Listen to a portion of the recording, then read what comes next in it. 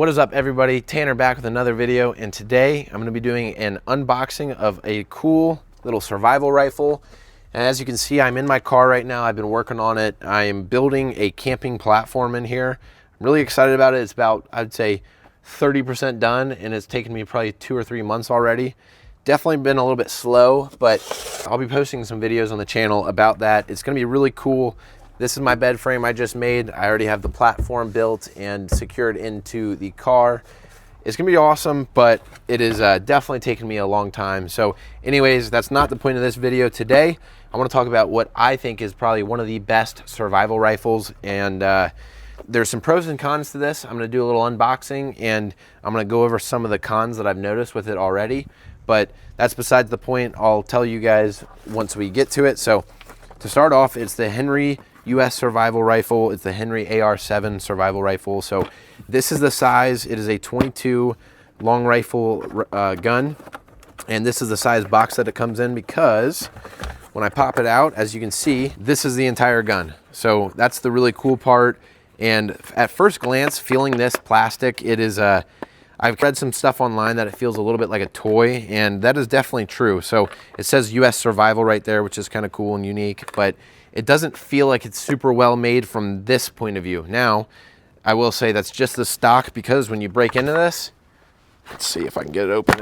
All right, so this is where all the components of the gun are. You have 2 magazine slots. I have 1 magazine slot in here already in the receiver, but besides that, you have an extra magazine slot here and there. And again, it's 22 long rifle. So all you do to assemble this gun, I'm gonna go ahead and get the components out. Let's get rid of this box. Literally, all there is 2 components. So you have the receiver, the magazine, and this, which I guess is 3, but I'm considering it 2 since it's already on there. And I'm gonna go ahead and put this little stock backer back on there. Once you have that popped back, again, this is waterproof and very lightweight. I think this whole gun weighs about 3 pounds, which plays into my idea of why it is a great survival rifle. But besides that, this is very lightweight.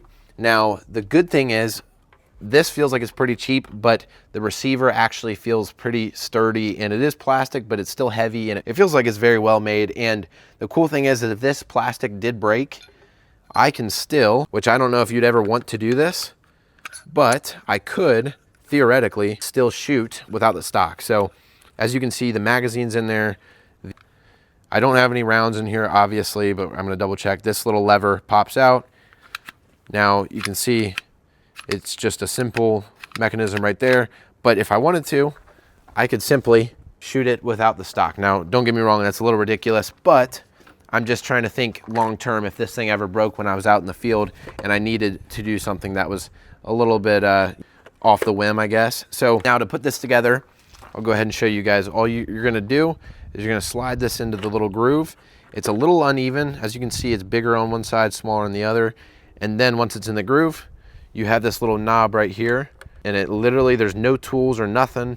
You just wheel it in there until it gets tight, which, hold on, give it a couple minutes. There we go. Now it's tight. Now the gun is secure and it is ready to go. So once it's all set up, the thing I like about it is the iron sights. They're very simple. They seem pretty easy to use. I wish there was a little bit of a bead or something on the end, like an orange bead, to see it a little bit easier, but it's not that big of a deal. This, again, the stock is a little awkward because it's pretty big and bulky, but besides that, the gun itself feels really nice. I haven't shot it yet, but it's very smooth. There's nothing that feels super cheap about these components. And there is a rail on here if you wanted to add a sight or to it, which I think that defeats the purpose of a survival gun in my opinion, because I'm using this for small game and I want the components to be pretty much as durable and simple as possible. The more moving parts, the more things that can break. So besides that, it feels pretty good in the hand. There's not really a comfortable place to put your left hand, so you'll just put it right here, which is a little weird. But this gun, so the benefits of this gun are the fact that it's obviously very compact. It fits in its stock. You can put it in a backpack very easily, which if you're anything like right now, I'm in a state park, people are all around me. If I wanted to conceal this in a backpack, it would be very easy to do. I don't have to have a rifle hanging out the end. So the benefits are it's compact, it's packable, it does float, it's waterproof, it keeps the water outside of it. And the downsides are, I don't think that this thing is meant for shooting hundreds of rounds at a time. I don't think, I've read online that it's kind of finicky with some certain rounds. It does better with the high velocity rounds, but again, I haven't shot this yet to really be able to say. Now, the best uses for this, so I also have the Ruger 1022 takedown, which I think altogether, if I were to take a gun out into the wilderness and live off of that and provide game off of that, I would say that is probably the best all-around survival rifle because it still has the packability and it has the obvious durability. A 1022 is one of the most common 22 rifles in the country today, and they've been making them for a very long time. So I really like it, but let's go ahead and pack this up and I'm gonna show you guys. One of my ideas with this is to make it one of my car guns, like my car rifle. So to pack it back up, you just do everything in reverse. And I haven't gotten into cleaning this yet. I'm assuming that I've read online that this gun needs to be cleaned pretty often if you're shooting it, just because the mechanisms might not be as meant for long-term use. I think that this was made for pilots back in the military. I don't think that they ever really bought a ton in the military, but I think it was originally designed for pilots to have like a little backup gun. And that's exactly what I would use it for, is just the shit hits the fan, you need a gun, and you need something that you might not be shooting thousands of rounds through it at a time, but it's a really cool little survival rifle. And I don't know yet, but I do think that this gun should be able to last in the wilderness and in the environments for a very long time. So now, as you can see, it is just that plastic that's not even fully, it's very hollow and it feels very, it does feel very cheap, but it's not really not dense. It's not dense, thank you. My girlfriend's behind the camera. She's helping me with my English because I'm not very good at it. But anyways, this receiver simply just slides down in there. And I do want to mention one other downside I've noticed with this gun. It's not a huge deal, but so as you can see, that is slapped back on there. Got one of our cat hairs in there. Slapped back on there, and the bummer is it does rattle a little bit. And is that a big deal? Not at all, but it just adds to the layer of feeling cheap. But I know I'm talking about how this feels cheap. Besides that, I think that this is a great gun, and I think it's something that's really cool tool to carry in everybody's pack. And for example, one place that I don't know if this is going to work, this is the first time trying it, but come over here. So if you can see, you're going to have to get in close. Actually, go to the other side if you don't mind. So I'm going to try to show you guys. I know I have my bed frame in the way. This thing isn't anchored down yet. I'm going to. But this gun is going to be one of my little car rifles that I'm going to keep in here for certain trips and everything. And as you can see, the cool thing about it is I can simply slide it right underneath here, and I can store it right underneath there. So it's just going to be stored in there. It has a nice little spot for it.